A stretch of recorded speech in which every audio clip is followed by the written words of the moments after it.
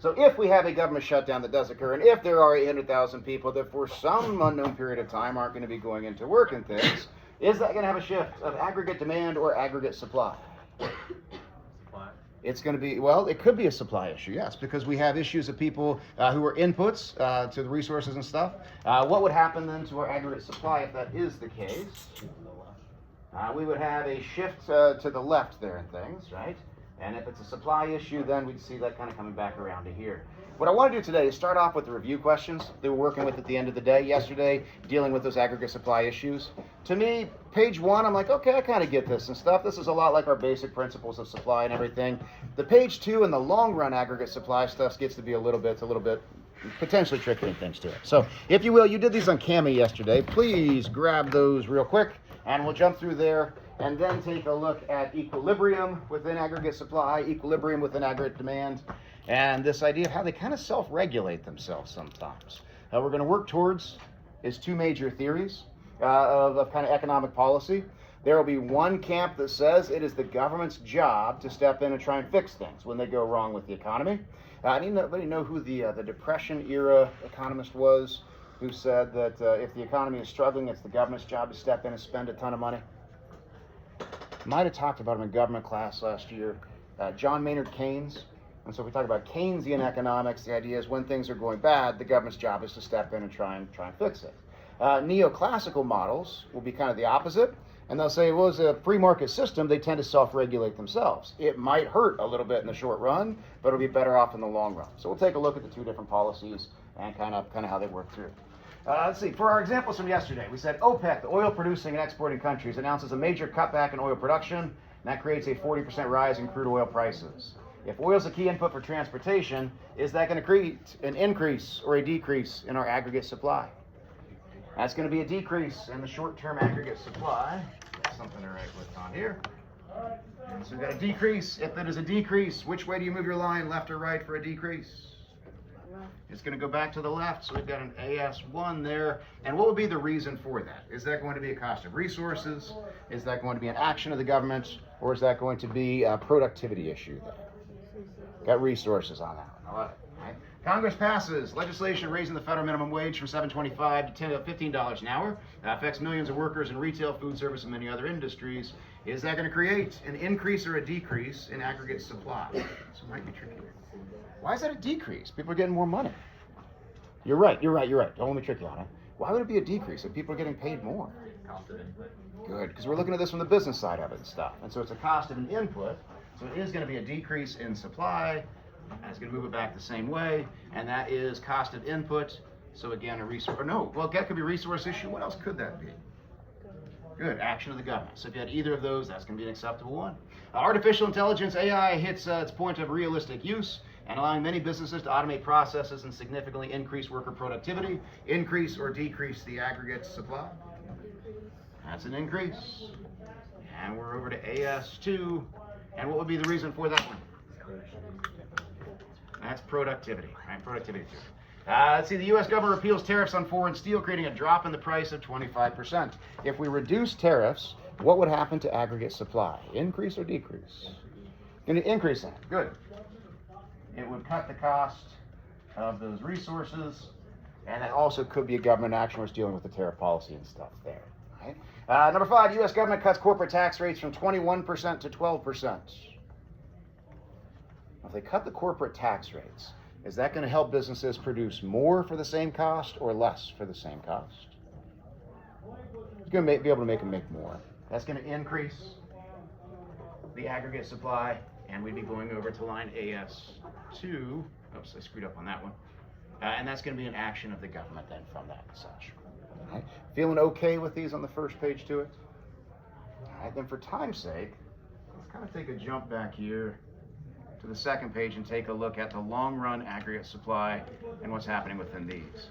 Now, this is giving us a couple different examples, and it may be something that will affect only the short-term or short-run aggregate supply. It may be something that will affect both the short and the long-run aggregate supplies. Just depends on the example for us. As a reminder, why is that aggregate supply line in the long term, why is it this nice straight line? Why not have that be something that's slanting across our graph up there and such? What's the assumption we have to approach for long-run aggregate supply?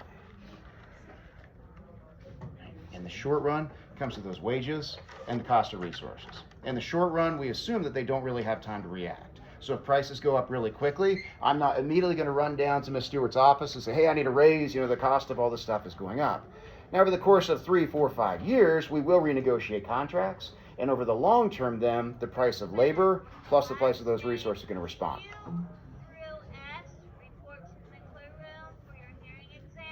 Still no? Last name Q through S.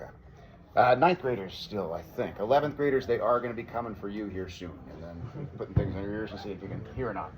So first one, political instability in the Middle East causes oil prices to spike sharply, and experts predict a return to normal within 6 to 9 months once the situation stabilizes. Would that have any change in the short-run aggregate supply? You think there's political instability in a highly oil-producing part of the world? Would that have an impact on aggregate supply in the short run? I'm seeing a couple heads nodding yes, and a couple people just going like, I don't know, man. I'm just stare back at you there. It absolutely would. In the short run, is that going to increase the aggregate supply or decrease the aggregate supply? It's going to decrease it. And that is going to move our aggregate supply line back to line AS1. Would that have any impact on the long-range aggregate supply if we had that occur? I agree. Right? It's going to probably work itself out there within the course of 9 months, so there's not going to be a change to our long-range aggregate supply there. Congress passes immigration reform, creates a pathway for 5 million new workers to legally enter the labor force over the next several years. Would that impact the short-term aggregate supply? If we have 5 million new potential employees coming into the United States, each with their own skills and abilities and everything else, that would, right? Increase or decrease the short-term aggregate supply? That's going to be an increase, and that's going to move us to line AS2. Would that have a change on the long-range aggregate supply? It would. Remember, when we're looking at that long-range aggregate supply, we're thinking about the same thing that could shift a production possibility frontier. And so if we have a whole lot new workers that come in, a lot more labor, then we're going to have the ability then to increase that long-term aggregate supply, and that's going to suggest that this long-term aggregate supply shifts from our original point of Y and then shifts over to that Y2 spot. And that is going to be, let's see, our production, what was I saying here? Our production level, I didn't even put those things, oh, okay, it was up here. For the production level then, if this is a production possibility frontier, we're assuming that we're starting here in our original spot. And what that's saying is with those new employees, we can make either more consumer goods or more capital goods, but we're going to be going over to line P2 from there. So the shift in the long-term aggregate supply is going to also correlate with the shift in production possibilities there. Catastrophic hurricane destroys manufacturing facilities, ports, and infrastructure along the Gulf Coast, causing temporary supply disruptions. Rebuilding, I expect to take about 1 to 2 years. I just read that there were about 9 houses in the Outer Banks that slipped into the ocean last night and things because there's some big storm developing out in the Atlantic Ocean and such. So this big thing comes through and it hits the Gulf Coast. Would that have an impact on the short-term aggregate supply? Absolutely is. That would decrease it. We have less production available there. Would it have an impact on the long-range aggregate supply? Now, our production capabilities are going to stay the same. Right? We're not actually getting new capital equipment. We're not getting new people coming in, nor are we losing things permanently. So we would still be at our original production line there. We're not going to change that at all. So there's not going to be any changes to that one. Businesses across all sectors adopt advanced robotics and automation technology, permanently increases the productive capacity of factories and warehouses. Change in the short term? Yes, it will. Increase it. Moves our line over to the right. Would that change the long-range aggregate supply? It is. Right? That's going to be increased productivity. And that's going to suggest then that we had our supply line, our long-term supply line move over, which just means we can make more stuff. Right? So when we go over to our line, let's see, P2, that we're looking for in that guy. Now, concepts of aggregate demand make sense. Any questions on the ideas to aggregate supply, short run versus the long run? Okay. There are a couple different things that can shift those. Remember, we had a couple of different acronyms we could use. If we're looking at what is shifting the aggregate demand, you just have to know what GDP is, because it's going to be all about the spending. So we have C plus I plus G, and then net exports and stuff. That's going to shift our demand. For RAP, for our short-term aggregate supply, was cost of resources, actions of the government, and then the productivity side to it. All right. Well, here is our goal for today. What we're going to try and do is put both of these things together and take a look at equilibrium within the aggregate. So the entire economy and stuff, what is happening with the price level, and then what's happening with our output levels. That's going to be where we start, and I think we have a good understanding of this. So I think the equilibrium stuff is going to be like, oh yeah, cool, I get it. You know, the lines cross and things that we're good for there, and we can shift things as we need to. Where it potentially gets to be a little bit more confusing, but y'all are smart, so you're going to get it. Where it tends to be a little bit more confusing is when we throw in this concept of the self-adjustment in the long-run aggregate supply. They tend to be self-regulating if you give them enough time. That's going to be where we're going to head into. So as a reminder, we have a couple of different things that can shift either aggregate demand or aggregate supply. So the one new variable we're throwing in here is we're not doing them one at a time, but you'll be asked a series of questions to say, would this shift either demand or supply? And so we have to kind of come back and figure out which one it would be. What are those shifters of aggregate demand? What do you have to measure to figure out if your aggregate demand changes? Perfect. C plus I plus G, and then our X minus M. So we got all our consumer spending, investment spending, government spending, and our net exports there. All right, so simply looking at gross domestic product and what that spending would be. For the shifters of the aggregate supply, we said you have to know how to wrap. And that wrap is going to then be the resource prices, actions of the government. Now remember, actions of the government is different than government spending. But actions of the government, and then changes in productivity. And knowing those two, then we can kind of figure out which of these lines is going to shift. Are we looking at our aggregate demand, or are we looking at our aggregate supply? And the ultimate goal in all of this is going to be to come up with what we think is a good policy decision. So how do we fix whatever problems might emerge from those shifts in the supply or shifts in the aggregate demand?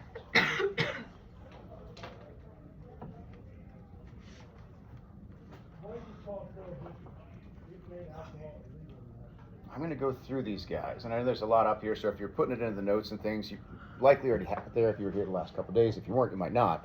But I'm going to go through this a little more quickly. These are posted and shared online too, so you can go back and kind of leave yourself some space in your notes if you need to be able to get to them. Now, in this example, we have a negative supply shock. Remember, supply shocks are when like something changes dramatically and very quickly and unexpectedly. So a negative supply shock of oil. What's going to happen to our PL, our price level, and the output if that was to occur? Right? It's negative supply shock and the amount of oil that's available. What is that going to impact? Either the aggregate supply or the aggregate demand. That's going to be a supply issue because we're dealing with our resources there and things. So when there is that initial shock to the cost of oil, it's going to shift then our aggregate supply line back to the left. Okay? Now, to measure these with our equilibrium, it's no different than what we were doing when we were looking at those basic principles. Still freshman. Okay. So it's no different than we're looking at the basic principles. So while these don't have numbers across our X and our Y axes down here, all we have to look at is it going to be farther to the left, or is it going to be higher, is it going to be lower? What has happened to the price level as a result of that shift in the aggregate supply? Good. The price level has increased. Okay? At that higher price, are they producing more or less things for that economy? At that higher price, according to the graph, has production increased or decreased? We got to measure it here. Remember, there's no numbers on our line as it is, but if it is farther back to the left along our x-axis there, what is that going to suggest? That it was an increase or a decrease in output? It's a decrease. This example shows one of the most difficult economic situations that anybody could face. I mentioned yesterday Bruce Springsteen and how he's always singing about these sad songs where it's like just seems like the economy's kind of hopeless. What was happening in the late 1970s was because of that supply shock in the oil market. OPEC nations said we're not going to sell to the United States. And oil is such a huge part of our economic activity, it shifted aggregate supply back here, and that meant that you had less stuff being produced. If there's less stuff being produced, what's that going to mean for the job market? Good news or bad news? That'd be bad news. A lot of people are getting laid off and things. Now, normally, when a lot of people get laid off, we don't have a whole lot of money to spend. So, typically what happens when unemployment occurs, what happens to inflation? It goes the opposite direction. It is usually an either-or situation, but this supply shock just had us all befuddled in terms of what to do. I say all of us. I was probably all of about 5 years old and stuff at the time, but they consulted me for help on it things. With that supply shift, then, what ends up occurring is higher prices and less production. Higher prices and unemployment. Yeah. Is there less demand too, or is There absolutely would be. As those people are being laid off, then that's going to shift at least shift the quantity of demand based on that, the higher prices and stuff there too. So it became kind of a real big cyclical thing, and they have to try and figure out what to do. Now, what this tends to suggest, this is a recessionary gap or a negative output gap. Anytime we've moved back over here to the left, the idea of this straight line is this is full employment. This is when the economy is doing what it's supposed to be doing. So in our long run, this is what the economy should be looking like. But when that is shifted back to the left, we're receding. We aren't producing as much as we were there previously. Right? Now this is the short term, so we hope it would bounce back. But man, this gets to be a troublesome sort of thing. You have a couple options if you're the government here. To try and make up for that negative output gap, the difference here between what's normal and where we are at present. They could choose to do a lot of government spending and then shift that demand over and such. If they were to do the government spending, what would that do to prices? What's that?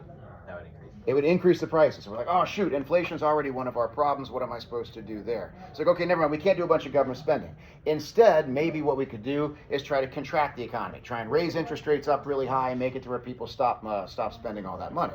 If they do that, what would that do to unemployment? It's going to make it go up too. So where stagflation is absolutely terrifying is there's no good answer to it.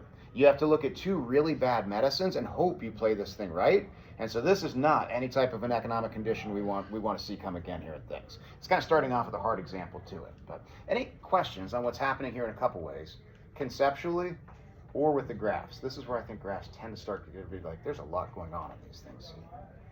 Any questions about what we're seeing? All right, another sample then. What happens if there is an increase, assume there's an increase in, an increase in consumer spending, what would happen to the price level and output in the short run? And we're going to isolate. So in the short run, if there's an increase in consumer spending, first, are we changing aggregate supply or aggregate demand? That's going to be a demand issue. Good, it's our C that's going to adjust there. Is aggregate demand going to increase or decrease? It's going to increase. Which way are you going to draw your new line then? Over to the right. And so I got my new line on here showing the increase.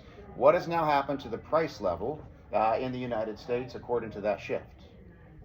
Good, prices have gone up. Our old equilibrium point was down here. Our new equilibrium point is now higher. So the price level is going to be higher than where it was at previous. What has happened to the production, the amount of stuff that we're making under those conditions? The amount of stuff produced is greater or less than where it was according to the graph. It's greater, good. It's farther over to the right, and my numbers get larger as they move over to the right. So that's going to suggest there's this short-term boost in real GDP. Now the problem with this is, that all looks great. At this time, any freshmen that have not had their hearing tested, please report to the clear room. If you're a freshman and you have not had your hearing screening, report to the clear room. But the problem is going to be here. The economy's running hot. This is called a positive output gap. Remember this long-run aggregate supply line, that's right here, our QY line as it is. This long-run aggregate supply is supposed to suggest we're at our full sustainable employment levels. So we're right there around that 4% employment. Things are humming, things are doing great. And if all of a sudden there's that shift in demand that pushes it up there, we're asking people to work way longer hours. We're asking people to go into jobs they may not be well suited for, and this positive output gap is not going to be sustainable. So while it seems nice, what's going to be a problem there for us is we're facing an issue. Is that going to suggest, according to the graph that we have here, an increase in the price level or a decrease in the price level? An increase. It's higher than where it was on the graph there before. What has happened to the amount of stuff produced, production levels? It has also increased there. And what we're suggesting is this is creating a really big inflationary type of environment. right? We just can't sustain this. There's so many people working, so many people putting in extra hours that it's going to have to adjust here at some point over the course of the long term to come back to what is our natural rate of unemployment and such. Oops. That guy. All right, now real quickly on your notes there, if you could for me, just create a little chart or a spot to write these down. The questions are going to be first, is it an aggregate demand, an aggregate demand or an aggregate supply shift? And then I'm going to ask you to tell me what the shifter itself is. So is it one of the components of GDP, spending on consumers, investment or business spending, government spending, or is it net exports? Or is it a supply side thing and the wrap issue? And does it increase or decrease? And then you'll tell me what's happened to the price level and what's happened to the output level.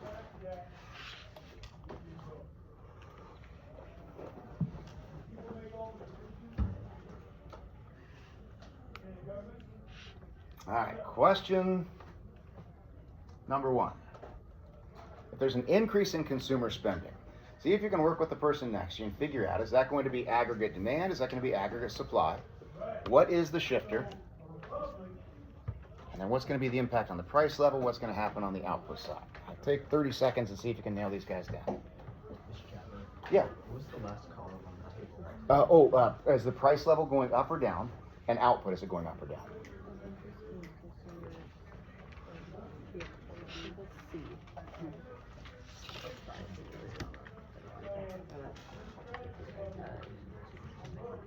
Yeah.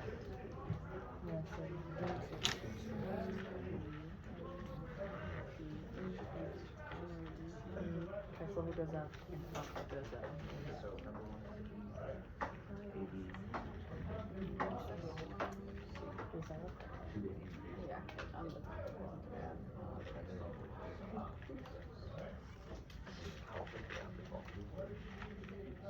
yeah, output would also be up because it's that level.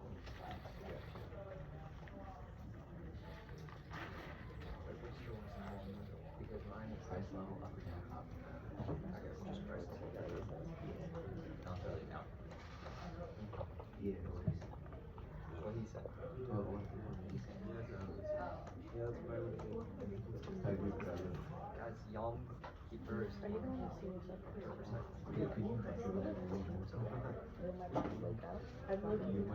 Increase in consumer spending, issue of aggregate demand or aggregate supply. That's going to be a demand issue. Good. Right. So my demand is going to shift because of a change in, what is the shifter here? Consumer. Yeah, C, consumer spending and stuff. Perfect. And then from there, I'm going to increase or decrease my aggregate demand based on that. Increase, so I draw my line to the right. And so, my new line over here. And what is that going to suggest then has happened to the price level according to that shift in aggregate demand? Prices of everything have gone up. Right? We're seeing an inflationary type of environment. What has happened to short-term production during that period according to that shift? Production has gone up there as well. Right? Now what I'm trying to show with my little graphics down here, there are certain times where the economy is running too hot and on your engine, like you're going into the red. And we've got to find some way to kind of slow this stuff down is going to be the idea. Or over the long term, it will just shut it off itself. Or we could look at a situation where we're in need of battery. We need a charge into this economy. And so depending on which side of these lines we're on, of our natural rate of unemployment back here, it's going to suggest what we're trying to do with it. All right. Number 2, a significant increase in the price of oil affects the resource costs of businesses.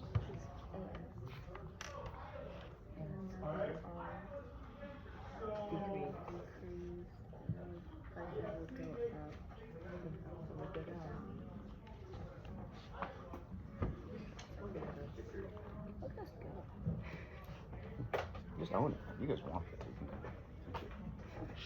I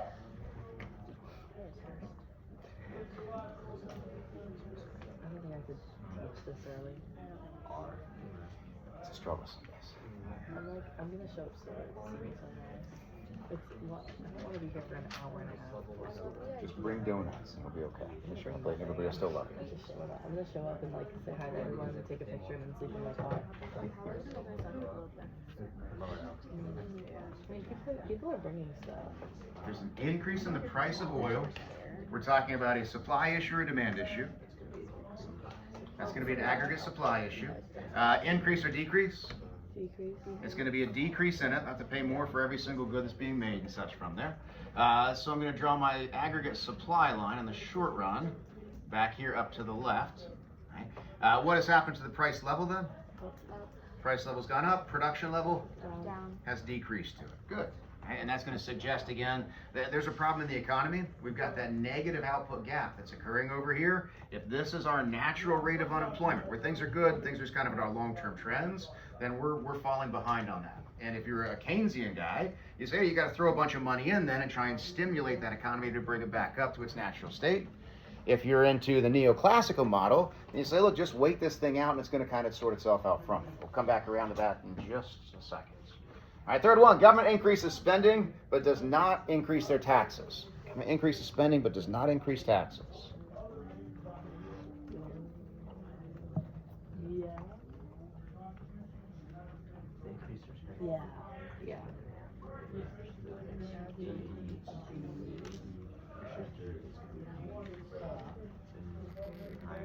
But I'm doing the up levels.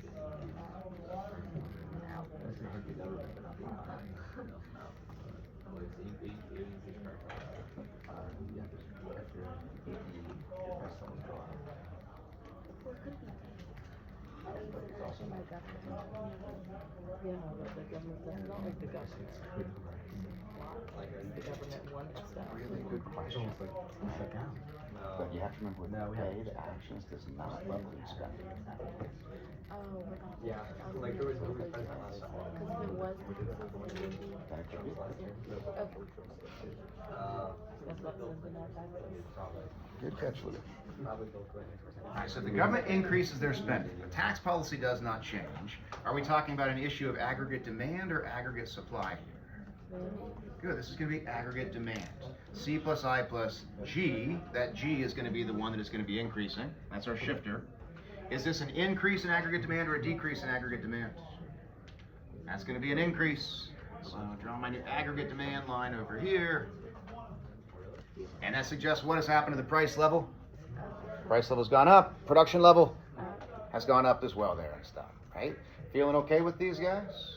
Okay. Do one more practice? Or you're like, no, dude, just roll on with this and let's go. Okay, if you don't answer, we're going to do one more practice, and I got to err on the side of safety here. Increase in wages that businesses pay to workers. If there's an increase in wages businesses pay to workers, is that going to shift first?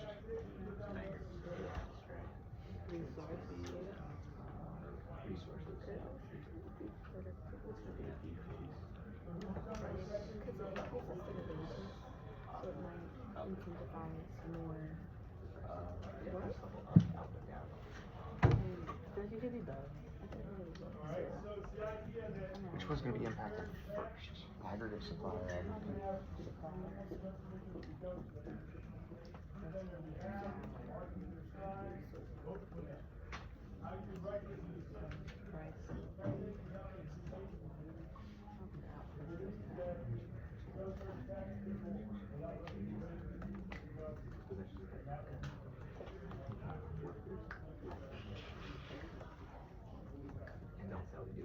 In the immediacy here, we're looking at the change in the cost of an input of production, right? With labor being one of our factors of production there.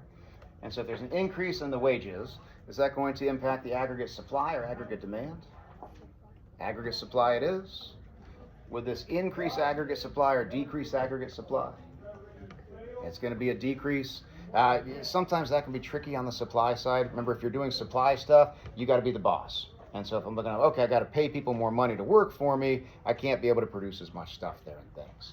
So I have a shift to the left in my short run aggregate supply. What has happened to the price levels then? Prices have gone up and the amount of stuff produced is going to go down there and stuff too. Good, you got them. Okay. And get through here. Now, theoretically, again, there's kind of two different models of what we could do with the economy. You could either have a situation where we say it's the government's job to step in and try and fix something, and we're going to be looking at that. What happens with fiscal policy when the government changes their spending and changes their tax policy? We'll take a look at monetary policy. So if the Federal Reserve changes the amount of money in the economy, it's going to shift things around. And what they're trying to do with that is make up for those short-term aggregate supply shifts and such. They want to be able to fix either a negative output gap or a positive output gap. Fix inflation or fix unemployment. But there's another theory that goes along with this neoclassical side. And it's going to suggest that the government doesn't necessarily have to step in, that you could have this stuff kind of be self-adjusting for it. So the long-term rate of aggregate supply could potentially change and adjust for itself. Now remember where this all comes back to, and you've got this in your notes a couple of times. In the short run, true or false, wages and resource costs are likely to shift quickly in the short run. Wages and resource costs will shift quickly in the short run. Okay? Short run, they won't. Prices go up. I can't go run down immediately Mrs. Stewart's office and say, hey, I need a raise right away. So in the short run, they do not actually shift.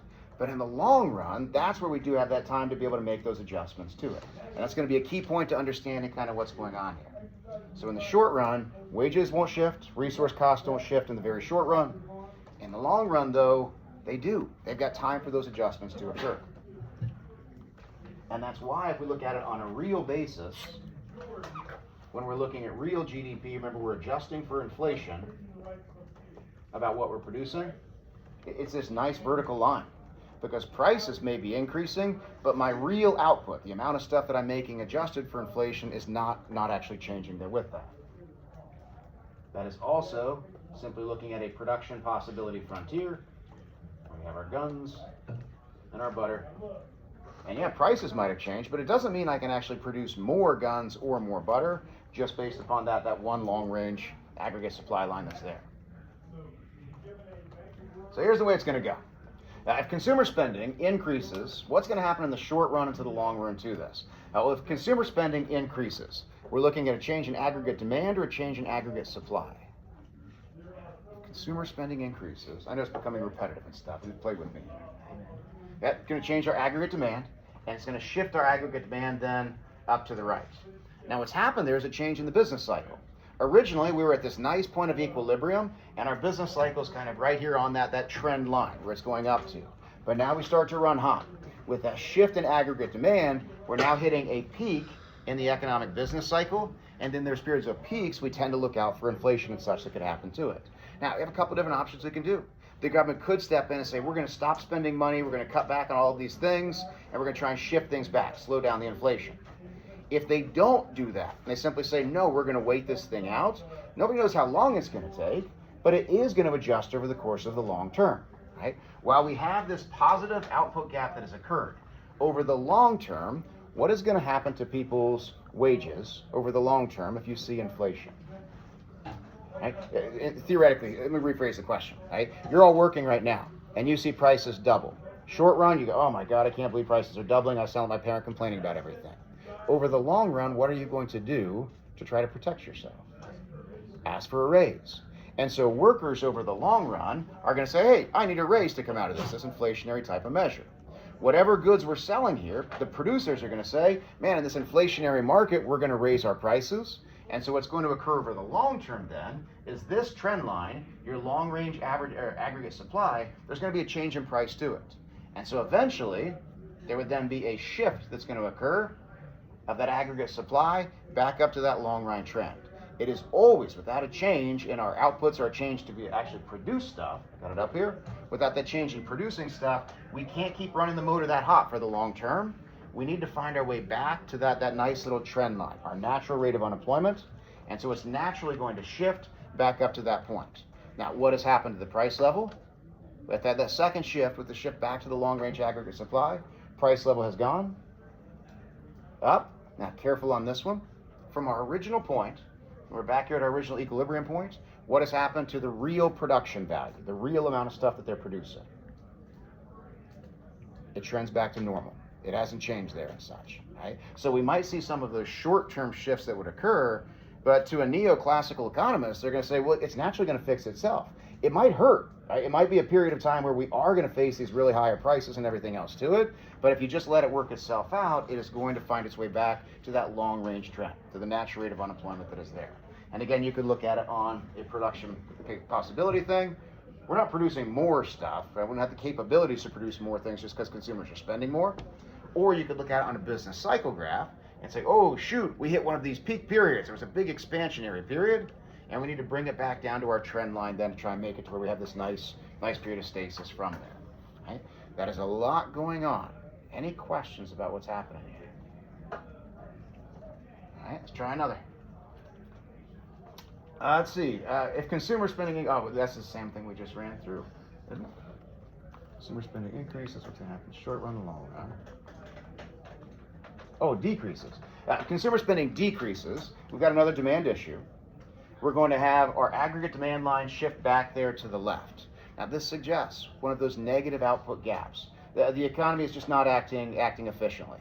To our production possibility frontier, if I want to show where the economy is at, and that decreasing negative output gap, where would I draw my production point on a production possibility frontier if we're in one of those negative output gaps? That's a hard question.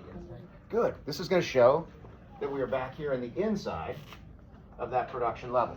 So we're not being efficient. Right? We've got resources that are being wasted. And in this instance, it's probably going to be employment. We've got a lot of people who could be working, but since we're in a negative output gap, we have less people going into it. So we want to get this back to that long-term trend line where we're using all of our resources efficiently with it and such there. Now, over the course of the long term, right now we might be in a recession. We might be down at near the trough of this. But if you let it self-adjust, wages can adjust. And if you have a lot of people who are unemployed, what would that suggest is going to happen to wages? It's a tricky one to think about. Right? If there's a huge supply of workers available, what might happen to wages? Wages would go down. There's a lot of competition for those jobs. What would happen to the cost of resources? Well, I'm going, man, I've got this mine. I'd love to be selling my stuff, but they're just not making enough stuff. There's not a demand for it. I would drop my price of those resources. So that drop in price would suggest it'll work itself out over the course of the long term if you just let it be. Now, the question is, if you're an elected official and you are a person who wants to keep that job, how well can you do so if you allow it to just self-regulate? I mean, this might go on for 5-6 years. It may be more efficient in the long run, but can you wait that time out? Or if you're one of those people that has lost your job and you're like, man, I realize it's an economic theory that it's out there, but which of those is the right answer? Do we want something that self-regulates on its own, kind of natural, or do we want government action that's going to kind of spur it and stimulate it forward? And there's not a right answer to it. They're just two different models to how you approach government spending and things for it. Let's see, assume there's an increase in consumer spending. What happens to the price level and output? Let's see, I'm tired of consumer spending. I want to find a different one.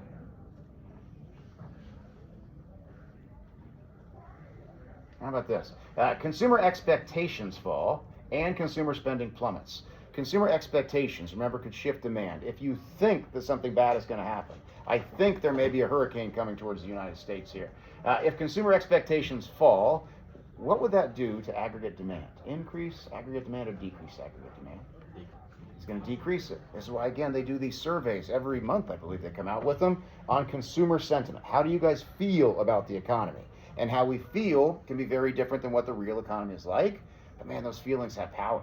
So if we feel like things are looking bad, we would see a decrease in the aggregate demand. The price level would go down. People aren't buying as much stuff. The amount of stuff produced would go down as well. We're acting really inefficient here on our production possibility frontier.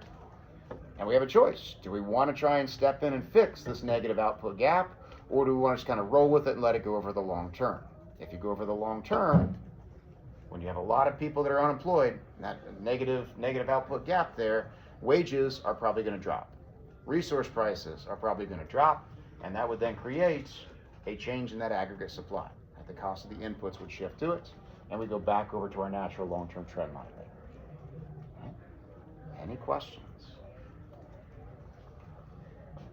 All right, then here's what I'm going to suggest. I think this stuff really digs in, and it gets to be a little bit confusing at this point and stuff. I would really, really encourage you, practice these. Just do the repetition. That Review Econ website has a lot of good resources on it. If you go to, it's linked in Canvas directly as well, but if you go to reviewecon.com or whatever it is, they have a section for review games, and you have to scroll down a little bit to find macroeconomics, and then find our idea of national income and price determination, and it'll give you two options, dealing with aggregate demand and aggregate supply. The first of these, the aggregate supply and aggregate demand shifts, Pretty straightforward. I think you'll roll through those, and I think you'll get them down pretty well and stuff. The second one I think you'll get, but it's a little bit more involved, and there are a couple of topics that we have not necessarily talked about to this point yet. One of the things they'll bring up will be something called a GDP deflator. So they say if the GDP deflator changes, what happens? It's a way of measuring prices. So if you were looking at what happens when the GDP deflator changes and your long-term output was here, if we say the GDP deflator has increased, there's a change in prices, are we moving our line or going up and down the same line if it's changing price? Good, just going up and down your same line there, right? So nothing to turn in, but I would really encourage you, grab those, open them up, and give them a shot. The more repetition we do, the better off we are.